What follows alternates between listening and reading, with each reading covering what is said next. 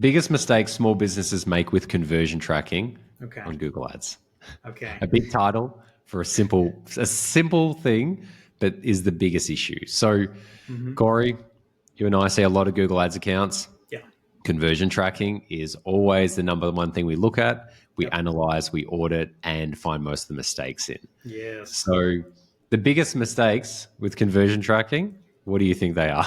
Well, let me also just set the scene here, because I mean, when you look at a new account, whether you're looking at potentially taking it over for management or you're going to consult on it, whatever.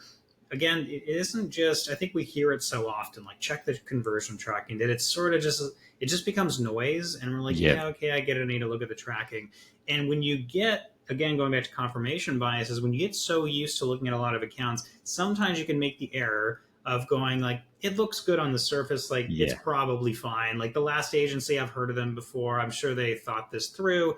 You got to be real careful of those assumptions, because yeah, not every rep takes the same amount of accountability for the accounts that they manage, and sometimes it's just a knowledge gap. They didn't think through whether the tracking was set up properly or not. They sort of inherited that tracking from somebody else, or maybe the client's internal team had set that up and had conveyed a lot of confidence in what was set up. But again, just don't go into it assuming that everything is fine, because at the end of the day, the whole purpose behind this is so that before you look at the numbers, you want to know. Let's use the metaphor of someone goes in the doctor's office, and which is what we're kind of getting, right? We're getting a client that's saying there's problems or there's opportunities. We are looking to you to give us advice or to implement something that's going to get us to our goal. Well, when we're going to look at the data to determine what the symptoms are, we need to actually go through and do the tests. And the tests on the patient in this case, and the data we're going to look at, is the conversion tracking. Because if yeah, that we find is invalid, or it's not a full picture of what's really happening, we start creating diagnoses and things that are going to actually solve the problem for a problem that actually isn't what you think. It's yeah, almost like someone went in the lab and they moved the blood vials around, and all of a yeah, sudden the results we're thinking is actually for a different patient. So we have to be yeah, very careful about that, and that's the whole purpose. So I know this has brought up a lot around conversion tracking, but it's so key. So anyway, that was my initial thought and yeah, rant on conversion tracking. yeah. The biggest mistakes that I see is either conversions not being tracked, the right conversions not being tracked, the wrong conversions being tracked, and the volume of conversions not being tracked correctly, either undercounting or Yeah. overcounting. So the accuracy of the actual conversions and the accuracy of the volume of conversions. And then the next thing would be the settings around the conversions towards, you can be tracking a lot of things, but what are your campaigns moving towards? What are the campaign goals? Now, Yeah. that's quite specific, but it's also quite generic enough just that these are what happens. Wrong goals being set up, no goals being set up, tracking's under, tracking's over, and the campaigns are not aligned with it. And if you don't know what the bullseye is, you're never going to hit it. You know, Right. if I know there's a specific spot on the wall I need to hit over there, it's Mhm. easier for me to try and aim for it and go for it rather than if it's all these things around the room with a blindfold on. Right. So I think with a lot of small businesses with advertising as well, and a lot of people who pick up accounts, there's just an assumption that it's been done right in the past, as you've Right. mentioned, regardless who does it, because it's like, well, who am I to question this? Like, does it undermine the last specialist? Does it undermine the business owner who knows the business so well, especially when they're extremely anal about their ad account? But it's pretty wild that the accounts that I see that have the most someone's got such a stranglehold on it, with the actual ad account, like the clicks and stuff.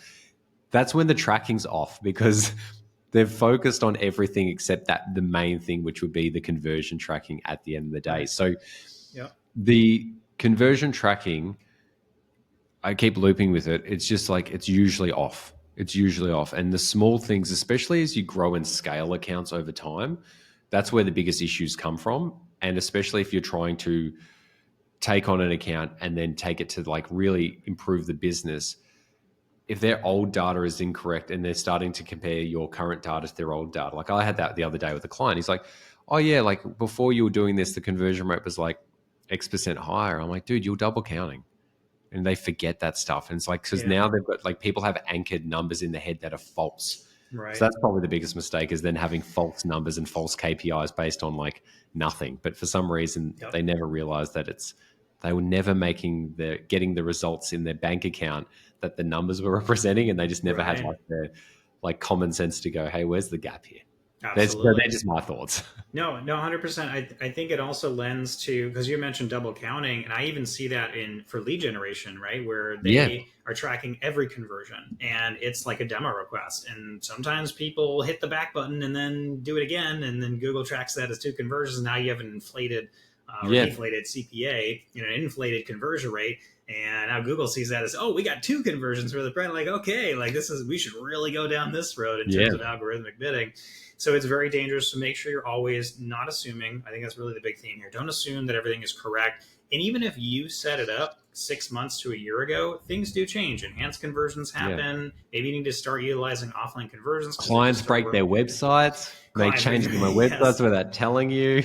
Yeah, and new things to be tracked, which give you additional insights for analytics work, are going to pop up. And sometimes the client forgets to tell you. There's a new Yeah, micro conversion that you can track on the site. Maybe they just launched a newsletter they're really going to be pushing now. Well, make sure you're tracking that. Maybe you yeah, didn't have that set up because it wasn't available as a micro conversion in the past. So even if it's your own setup and you've been working with the client for a while, always just schedule it. Just put it into like check out, observe conversion tracking, see what's being tracked, see if anything new yeah, needs to be tracked. It's really, really invaluable because, especially with a small business who it usually has less data points to optimize around, if you can get those micro conversions in, it can be a really big deal breaker for success over time.